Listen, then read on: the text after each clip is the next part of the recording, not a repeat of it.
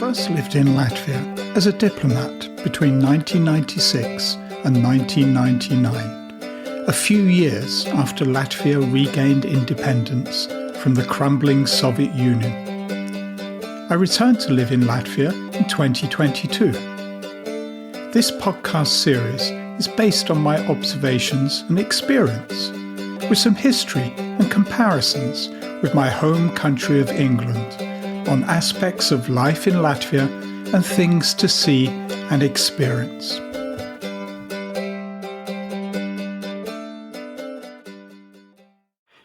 On Iebiezinātais Piens, Nostalgia in a Tin. There is an object in Latvian kitchens that has outlasted empires, survived shortages, travelled across time zones in soldiers' rucksacks, and still turns up today in supermarket aisles between yoghurt and kefir. It is small, it is round, and it is very, very sweet. I'm talking about a tin of condensed milk. Or as every Latvian will say, with that particular softness reserved for beloved things, Iebiezinātais Piens. We're going to open the tin.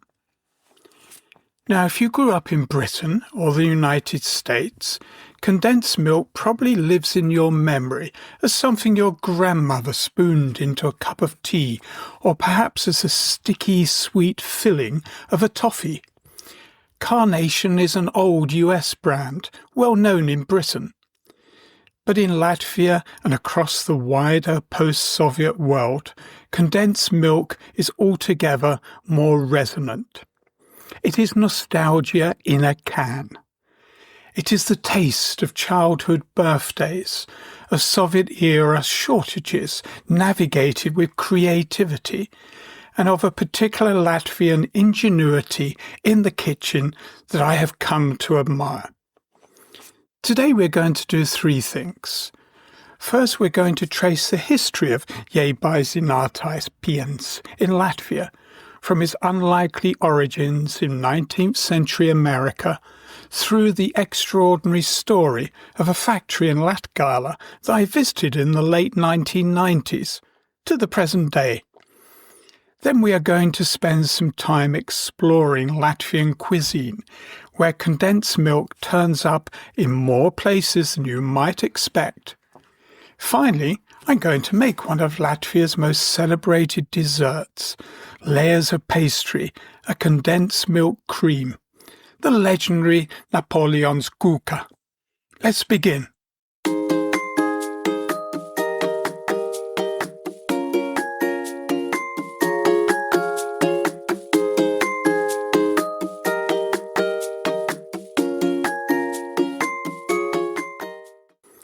The history of Iebiezinātais Piens in Latvia. Part 1.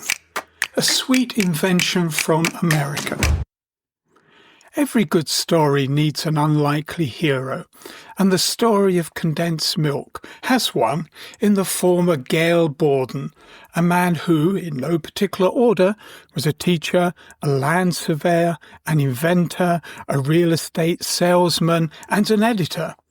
He was not, you will note, a dairy farmer. But in the 1850s, driven by infant mortality and the inability to safely store and transport fresh milk, Borden developed a process for concentrating milk by evaporating it under vacuum, then preserving it by adding sugar. He patented this process in 1856, and the result, a thick, sweet, shelf-stable concentrate, was something the world had never quite seen before. The timing was, to use a modern phrase, impeccable. 5 years later, the American Civil War broke out, and Borden's condensed milk became one of the earliest mass-produced military rations. The Union Army ordered its first 500 pounds of the product from Borden's New York Condensed Milk Company in autumn 1861. Soldiers returned from the war with a taste for it, and civilian demand followed. In Europe, the product arrived via Switzerland. The Anglo-Swiss Condensed Milk Company was established in 1865, and by the 1880s, tin milk was reaching consumers across the continent. By 1890, the price had fallen sufficiently to make it accessible to working families, a significant moment as condensed milk was notably cheaper than fresh milk when diluted to the same consistency and kept far longer. In towns and cities without reliable dairy milk deliveries, this mattered enormously. Part 2. The Soviet tin. Now, fast forward to the Soviet Union, and here, Iebiezinātais Piens, or Shugoshyanka in Russian, takes on an almost mythological quality. The Soviet Union began industrial production of condensed milk in 1932. During the Second World War, it was produced primarily as a military ration, but in the 1950s, mass civilian production began. And here is where something interesting happens. The Soviet state applied strict standards regulations to the product, which mandated that condensed milk could contain only one thing: real milk and real sugar. Nothing else, no substitutes, no additives. And for citizens in a system where food quality was frequently unreliable, this consistency became a kind of comfort. You knew what you were getting. You trusted the tin. The condensed milk tin became, across the Soviet republics, a universal kitchen staple. Housewives used it in cakes and creams, stirred it into tea and coffee, and made fillings for pastries. And perhaps most famously, Soviet cooks discovered that boiling the sealed tin in water for several hours would caramelize the contents into a deep, toffee-dark substance, almost identical to dulce de leche. This boiled condensed milk became a dessert in its own right. Whether the discovery was accidental or deliberate is disputed. One popular story involves the curious son of a Soviet food official, an unwatched saucepan, and an explosion. But the result was undeniable, something magnificent. Part 3. Rēzekne, Latvia's condensed milk capital. But Latvia's relationship with condensed milk is not merely a story of Soviet supply chains. It has its own very specific geography, and that geography centres on a city in Latgale, on a factory that, for nearly half a century, made Latvia one of the Soviet world's condensed milk capitals. On the 6th of November 1957, the Rēzeknes Piena Konservu Kombināts, the Rēzekne Dairy Canning Combine, began operations. It had been established as part of the Soviet industrialization of Latvia's food sector, which had identified the country's abundant dairy agriculture as a strategic resource. Rēzekne, in the heart of Latgale, a region known for its deep agricultural traditions and its Latgalian identity, was the chosen location. What followed was remarkable. Over more than 40 years, the Rēzekne Combine processed around 8.2 million tons of milk and produced approximately 3 billion cans of condensed milk. 3 billion. The factory exported its products worldwide, won regular awards, and in the words of those who have since studied its history, became a legend. The Rēzekne Combine was not simply producing the standard Soviet tin either. Its specialists were creative. They developed varieties that went far beyond plain sweetened condensed milk, versions with cocoa, with coffee, and most intriguingly, in the early 1980s, a condensed milk flavoured with chicory. This was not imported chicory, note. Chicory grows wild and is cultivated across Latvia. The idea of using a local, caffeine-free coffee substitute in a condensed milk product was both practical and ahead of its time. The Rezekne standard for condensed milk with chicory was adopted by other canning plants across the Soviet Union. The factory in Latgale was, in effect, setting the flavour agenda for an entire empire. And there is an even older story buried here. A Soviet standard from 1939 described a now forgotten product, sweetened condensed milk with acorn coffee. Acorn coffee, roasted and ground from the oaks so deeply woven into Latvian culture and mythology, had long been a traditional beverage in Latvia before coffee was imported from distant continents. The Second World War interrupted the development of this product, and it faded from memory. But it has recently been revived by researchers at the Rezekne Academy of Technologies, and I find that rather beautiful. The past and the present are talking to each other across the lid of a tin. In the late 1990s, while I was Deputy British Ambassador to Latvia, I was taken to the factory in Rezekne. They were desperate for investment or even to sell the company. Sales had dropped significantly. Everywhere in that factory, including the toilets, I recall, you found stacks of tins of condensed milk. Thousands of them. No market. The Rezekne Combine operated until 2001.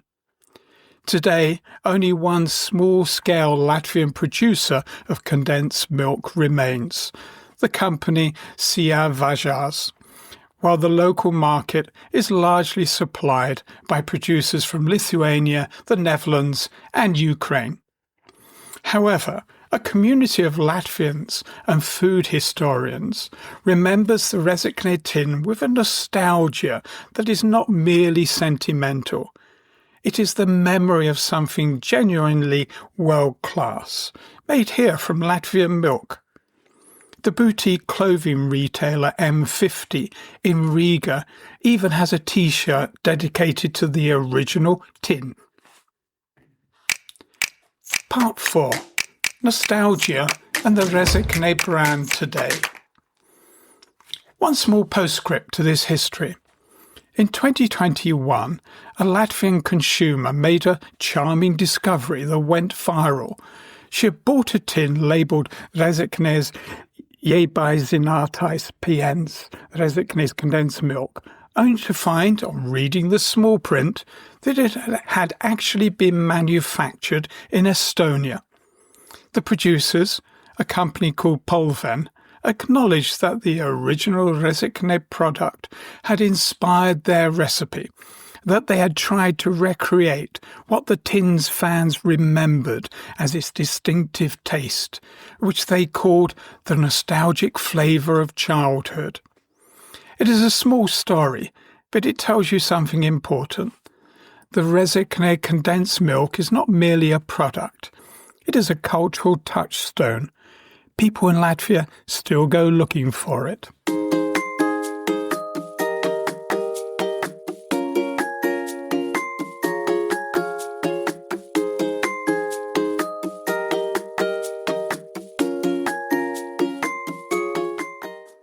Iebiezinātais Piens in Latvian cuisine. History lesson over. Let's cook. Or rather, let's talk about cooking. Because condensed milk in the Latvian kitchen is not a single-purpose ingredient. It shows up in the most unexpected places. And once you start looking, you realise that a remarkable number of Latvian desserts and sweets owe their existence to that small tin.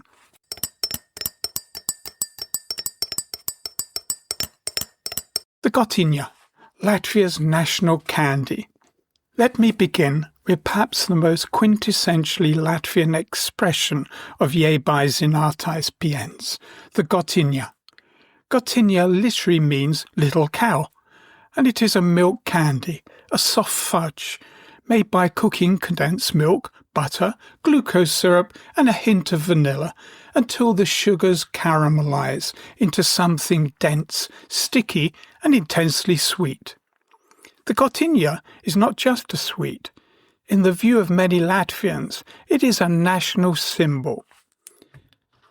The most celebrated origin story places the first gotiņa at the Skrīveru pārtikas kombināts, the Skrīveri food factory, in 1957, the same year, by coincidence, that the Rezekne combine opened its doors. The Skrīveri factory, in a small town on the Daugava River, produced these candies by hand, and they were so popular that, according to local legend, confectionery from other manufacturers was sometimes sold under the guise of Skrīveri cream bars. Such was the original's reputation. Today, the Skrīveri factory is still operating, still making gotiņa by hand, still using the same essential recipe, condensed milk, butter, glucose syrup and vanillin. You can buy a packet in most Latvian supermarkets. There is also a rival claim. The Saldus pārtikas kombināts in Saldus maintains that it is the oldest surviving gotiņa production site in Latvia, having begun production in 1960 with the blessing of the Latvian Soviet Socialist Republic's consumer unions. The Saldus gotiņa became an export product on a remarkable scale. In the 1990s, 150 tons of the candy were produced each month, primarily for the Russian market. Whether Skrīveri or Saldus, the point remains the same. Latvia's most loved sweet is, at its heart, a condensed milk product.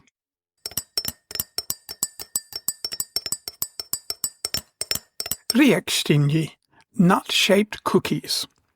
Another beloved use of Iebiezinātais Piens, particularly the varitas, or boiled caramelized variety, is as the filling for riekstiņi, small walnut-shaped shortbread cookies, pressed in special molds, sandwiched together with boiled condensed milk, and sometimes a whole nut. These are a staple of Latvian home baking and appear at virtually every family celebration. The contrast between the buttery, slightly crumbly shell and the deep caramel filling is, I speak from personal experience here, watching my waistline, dangerously good.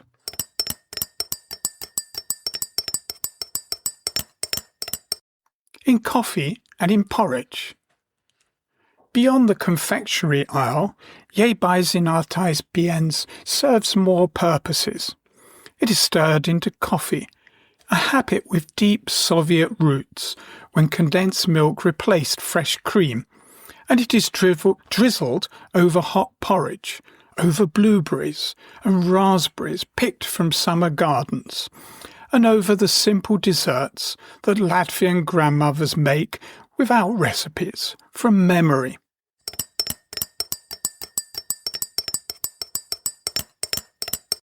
Cakes, creams and the Soviet dessert tradition. In cake making, condensed milk comes into its own. It forms the base of a classic buttercream, simply beaten with softened butter until smooth and pale, which is used to fill and frost a wide range of Latvian celebration cakes. This condensed milk buttercream has a silkier texture and a more complex flavour than a plain sugar frosting. There is a faint note of caramel and a richness that makes each slice feel like an occasion. And it is this cream, made from condensed milk and butter, sometimes enriched with a cooked custard base, that is the defining element of the cake we are about to make.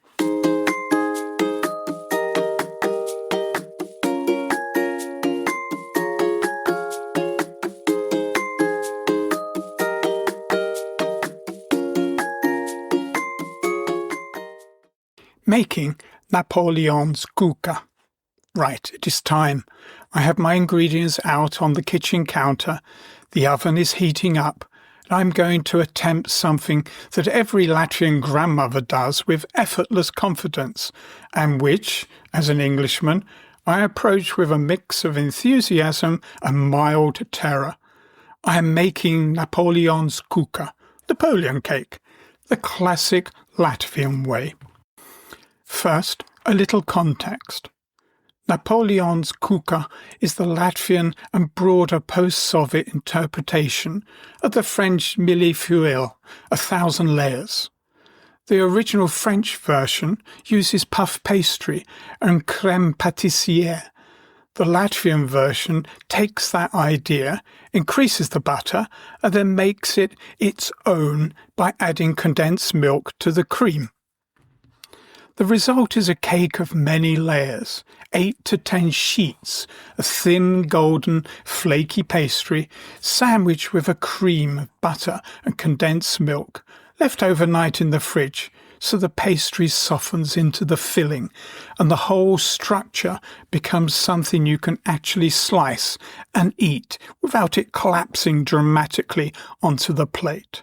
In theory. It is a showpiece cake, served at birthdays and name days, at Christmas and at Easter. It appears on cafe menus across Riga and in every Latvian bakery worth its salt. Today I'm making it, and I'm going to walk you through every step as I go. First, the ingredients. For the pastry layers, 500 grams ready-made puff pastry and a little plain flour for dusting. For the condensed milk cream, 300 grams salted butter softened to room temperature, 380 grams, 1 standard tin, of sweetened condensed milk, Iebiezinātais or equivalent, at room temperature, 200 millilitres whole milk, 2 egg yolks, you can use 2 whole eggs if preferred, 1 heaped tablespoon potato starch or corn flour, and 1 teaspoon of vanilla extract or 8 grams of vanilla sugar. Next, the method. Step 1. Make the cooked custard base. In a small bowl, whisk the egg yolks with the potato starch and 50 millilitres of cold milk until completely smooth, with no lumps. Warm the remaining 150 millilitres of milk gently in a small saucepan until it is steaming but not boiling. Pour the warm milk into the egg mixture in a slow stream, whisking constantly. Return the mixture to the saucepan and, over a low heat, stir continuously until it thickens, which should take 3 to 4 minutes. Do not let it boil. Once thickened, pour into a bowl, stir in the vanilla, cover the surface with cling film to prevent a skin from forming and leave to cool completely. Step 2. Make the condensed milk buttercream. Beat the softened butter in a large bowl with an electric mixer for 5 minutes until pale, fluffy and increased in volume. Then, with the mixer still running, add the condensed milk, a tablespoon at a time, beating well after each addition. This patience is rewarded. The cream should be completely smooth and uniform, without any graininess. Once all of the condensed milk is incorporated, add the cooled custard base, a spoonful at a time, beating continuously until the whole cream is silky and holds its shape. Refrigerate until needed. Step 3. Bake the pastry layers. Preheat your oven to 200 degrees centigrade, fan 180 degrees, gas mark 6. Line your baking trays with baking parchment. Divide your puff pastry into 8 to 10 equal pieces. On a lightly floured surface, Roll each piece into a thin rectangle or square, aiming for about 3 mm thickness and roughly the same shape for each layer so the finished cake is even. Prick each sheet all over with a fork to prevent excessive puffing. Transfer each sheet to a lined baking tray, lightly splash with cold water. This encourages crispness. And bake for 12 to 14 minutes until golden. Work in batches and be vigilant as puff pastry moves quickly from golden to burnt. When each layer comes out of the oven, leave it to cool completely on a rack. It will be very fragile when hot, so handle with care. Set aside the least attractive layer or 2 small offcuts to use as decoration crumbs. Step 4. Assemble the cake. Place your first pastry layer on a flat serving plate or cake board. Spread a generous, even layer of cream over it. I find a palette knife makes this easier and more meditative. Place the next layer on top. Press down very gently, then repeat. Cream, pastry, cream, pastry. Build all 8 to 10 layers. Spread the remaining cream over the top and sides.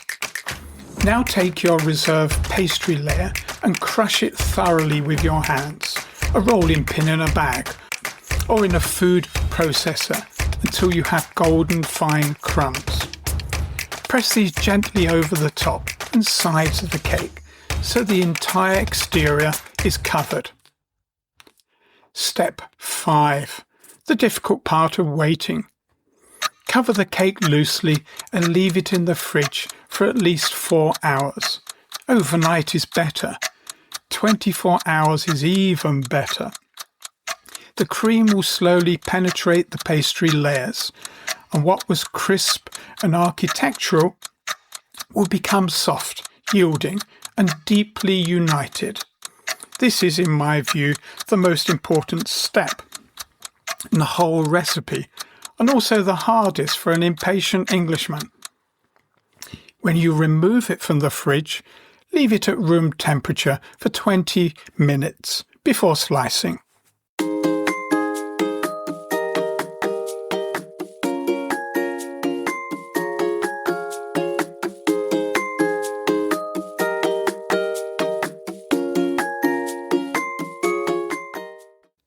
Have your cake and eat it.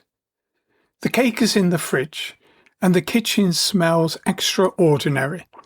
That particular combination of warm butter and caramelized milk is primal. It is the smell of Latvian celebrations, of family gatherings, of classic cooking that is beyond fads or fashions. There is something genuinely moving about Iebiezinātais Piens as a cultural object. It was invented by an American, industrialized by a Swiss company, adopted by an empire, and then, quietly over decades, became something that belongs to Latvia in a way that feels entirely specific and uniquely its own. The factory in Rezekne that produced 3 billion cans of the stuff. The hands in Skriveri still wrapping gotinja by hand. The Latvian grandmother stirring it into her coffee. The researcher in Rezekne who found a 1939 standard for condensed milk with acorn coffee and decided it was worth reviving. All of these are part of a single, sweet, continuous story. And somewhere at the centre of it, a small, round tin.